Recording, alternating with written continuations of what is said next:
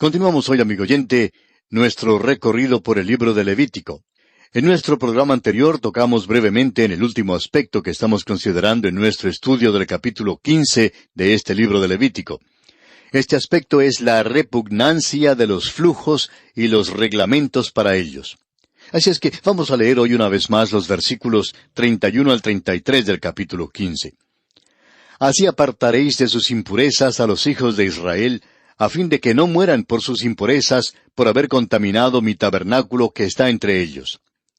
Esta es la ley para el que tiene flujo y para el que tiene emisión de semen, viniendo a ser inmundo a causa de ello, y para la que padece su costumbre, y para el que tuviere flujo, sea varón o mujer, y para el hombre que durmiere con mujer inmunda. Los pecados sexuales son los que se consideran con mayor énfasis al final del capítulo 15, tocante a los flujos. Esto se refiere a las enfermedades sociales, enfermedades venéreas, y la muerte era la pena por no obedecer los mandamientos que controlaban los flujos. Esto no es un asunto trivial para con Dios, amigo oyente. Los pecados ocultos del creyente no pueden ser pasados por alto. El apóstol Pablo en su primera carta a los Corintios, capítulo 3, versículos 16 y 17, dice: ¿No sabéis que sois templo de Dios y que el Espíritu de Dios mora en vosotros?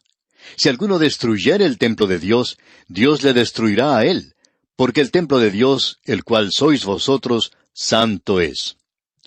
Hay una lección en todo esto para los creyentes. Pertenecemos a Dios y somos templos del Espíritu Santo.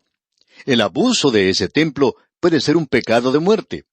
Y no olvidemos que el Nuevo Testamento establece sin lugar a dudas que existe en nuestro tiempo el pecado de muerte.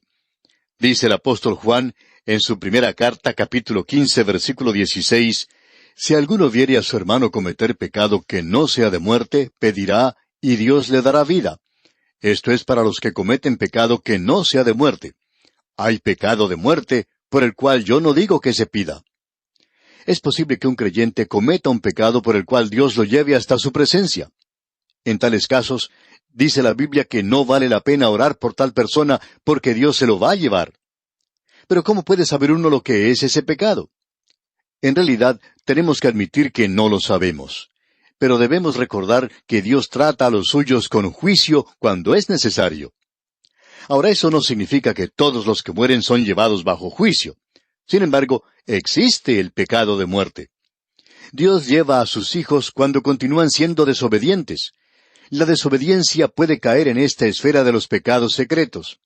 Todo esto revela que el pecado es detestable y que Dios es santo. Solo la sangre y el agua pueden limpiarnos del pecado. Isaías dice en el capítulo 59 de su profecía, versículo 2, «Pero vuestras iniquidades han hecho división entre vosotros y vuestro Dios, y vuestros pecados han hecho ocultar de vosotros su rostro para no oír». El Hijo de Dios tiene que reconocer esto, y entonces confesar sus pecados. Puede haber pecados ocultos o secretos que el creyente no confiese. Si entonces Dios lo mata, no le echemos la culpa a Dios. La culpa la tiene el individuo que rehúsa arreglar sus cuentas con Dios.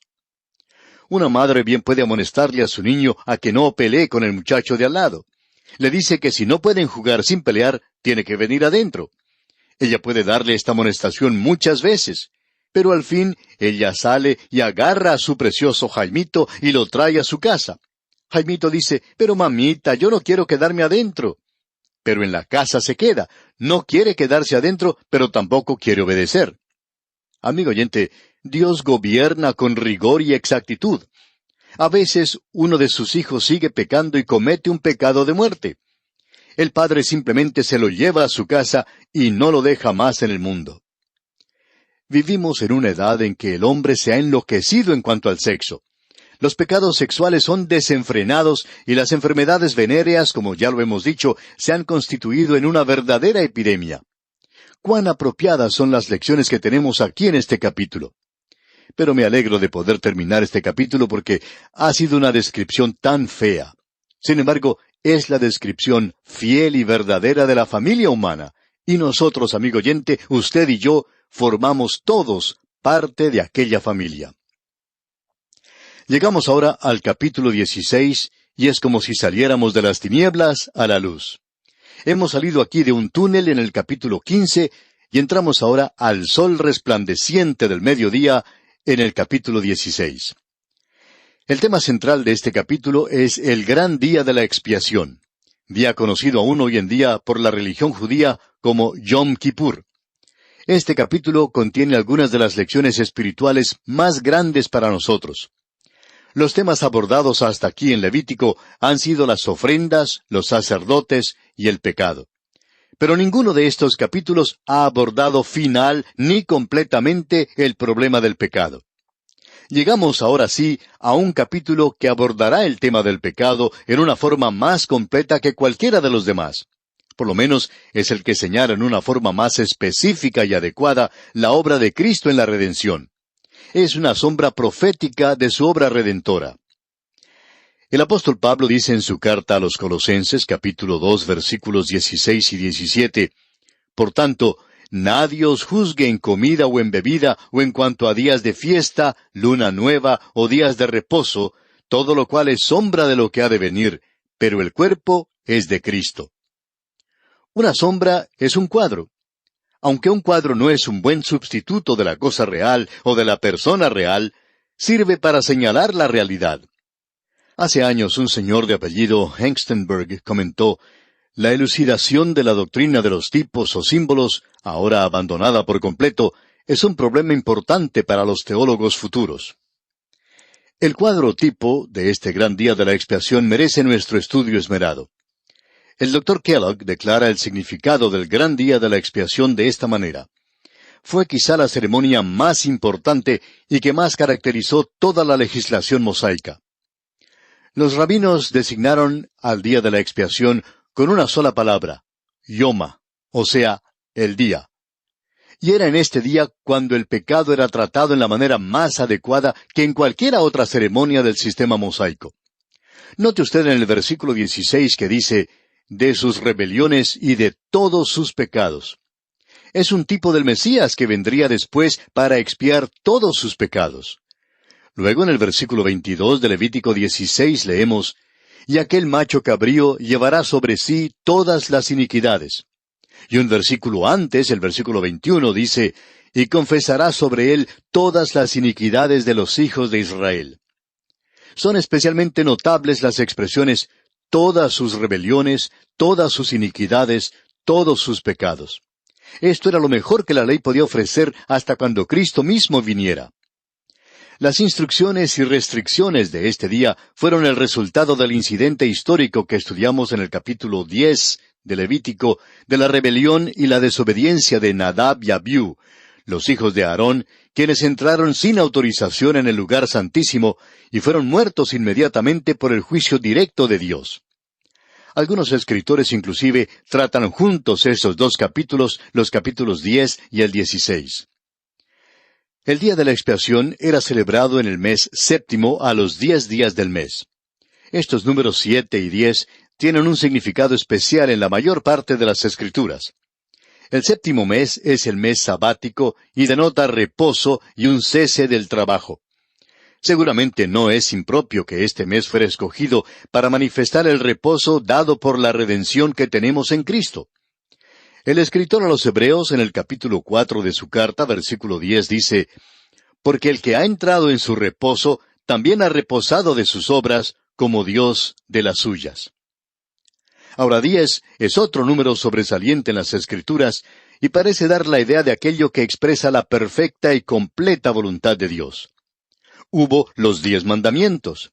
Dios bien pudo haber dado otro más, pero no lo hizo. Dios pidió también el diezmo, o sea, la 10ª parte. Y el remanente de Israel se define como la 10ª parte en Isaías 6:13. El número 10 expresa la mente y el propósito de Dios. El día 10º expresa la verdad de que Cristo vino a cumplir la completa voluntad de Dios. Isaías 53:10 dice, «Con todo eso, Jehová quiso quebrantarlo, sujetándole a padecimiento». Amigo oyente, Él vino cuando llegó el cumplimiento del tiempo en la hora designada. La palabra que significa expiación en hebreo es kafar, y significa encubrir. Dios no quitaba los pecados en el Antiguo Testamento, sino que los cubría hasta cuando Cristo viniera para quitarlos. Y hay muchas referencias en la Escritura que enseñan esto. Veamos los siguientes pasajes. En Hechos 17:30 leemos: Pero Dios, habiendo pasado por alto los tiempos de esta ignorancia, ahora manda a todos los hombres en todo lugar que se arrepientan. También el apóstol Pablo en su carta a los Romanos, capítulo 3, versículos 24 y 25 dice: Siendo justificados gratuitamente por su gracia, mediante la redención que es en Cristo Jesús, a quien Dios puso como propiciación por medio de la fe en su sangre, para manifestar su justicia, a causa de haber pasado por alto en su paciencia los pecados pasados. También el escritor a los Hebreos en el capítulo 9 de su carta, versículo 15 dice: Así que, por eso es mediador de un nuevo pacto, para que interviniendo muerte para la remisión de las transgresiones que había bajo el primer pacto, los llamados reciban la promesa de la herencia eterna. Y un poco antes, en los versículos 8 y 9 dice: Dando el Espíritu Santo a entender con esto que aún no se había manifestado el camino al lugar santísimo, entre tanto que la primera parte del tabernáculo estuviese en pie, lo cual es símbolo para el tiempo presente, según el cual se presentan ofrendas y sacrificios que no pueden hacer perfecto en cuanto a la conciencia al que practica ese culto. El día de la expiación señaló a Cristo y su redención como no la pudo señalar ningún otro sacrificio, ceremonia, ni ordenanza del Antiguo Testamento. Revela a Cristo como nuestro gran sumo sacerdote entrando en el lugar santísimo por nosotros. Veamos ahora brevemente el bosquejo que seguiremos en el estudio de este capítulo 16. Como dijimos, el tema central es el gran día de la expiación. Y consideraremos este tema bajo los tres aspectos siguientes. Primero, la preparación del sacerdote, en los versículos 1 al 6. En segundo lugar, la preparación del lugar, en los versículos 7 al 19. Y en tercer lugar, la preparación del pueblo, en los versículos 20 al 34. Comencemos pues con el primer aspecto, la preparación del sacerdote, y leamos los primeros 2 versículos de este capítulo 16 de Levítico. Habló Jehová a Moisés después de la muerte de los 2 hijos de Aarón, cuando se acercaron delante de Jehová y murieron. Y Jehová dijo a Moisés: Di a Aarón tu hermano, que no en todo tiempo entre en el santuario detrás del velo, delante del propiciatorio que está sobre el arca, para que no muera, porque yo apareceré en la nube sobre el propiciatorio. Las instrucciones, ordenanzas y el ritual para el gran día de la expiación se hicieron esenciales después del incidente de la muerte de Nadab y Abiú, quienes penetraron desautorizadamente en el lugar santísimo y fueron muertos por el juicio directo de Dios. El gran día de la expiación ofreció una expiación por la repentina muerte de estos 2 hombres. La santidad absoluta de Dios y la perversidad absoluta del hombre se hacen claras en este servicio. Hay una gran cima que separa a Dios del hombre, pero no es permanente. Y gracias a Dios por eso. Ha sido salvada. Hoy en día, amigo oyente, Dios ofrece aliento al hombre que viene a Él.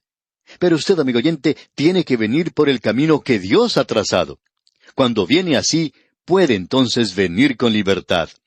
El escritor a los Hebreos en el capítulo 10 de su carta, versículos 19 al 22 dice: Así que, hermanos, teniendo libertad para entrar en el lugar santísimo por la sangre de Jesucristo, por el camino nuevo y vivo que Él nos abrió a través del velo, esto es, de su carne, teniendo un gran sacerdote sobre la casa de Dios, acerquémonos con corazón sincero, en plena certidumbre de fe, purificados los corazones de mala conciencia y lavados los cuerpos con agua pura. Y el apóstol Pablo en su carta a los Efesios capítulo 21, versículo 18 dice: Por medio de Él, es decir, Cristo Jesús, los unos y los otros tenemos entrada por un mismo Espíritu al Padre. La invitación, amigo oyente, es para venir. Y eso quiere decir que debemos venir por el camino que Dios ha dado. Si venimos así, entonces podemos acudir con completa seguridad. Y aquí nos detenemos, amigo oyente, por esta oportunidad. Continuaremos, Dios mediante, en nuestro próximo programa y estamos seguros que usted volverá a honrarnos con su fiel sintonía. Mientras tanto, le pedimos que lea los siguientes versículos de este capítulo 16 de Levítico para estar al tanto de lo que estudiaremos en nuestra próxima visita. Será pues, hasta nuestro próximo programa, amigo oyente. Es nuestra oración que el Señor le bendiga copiosamente.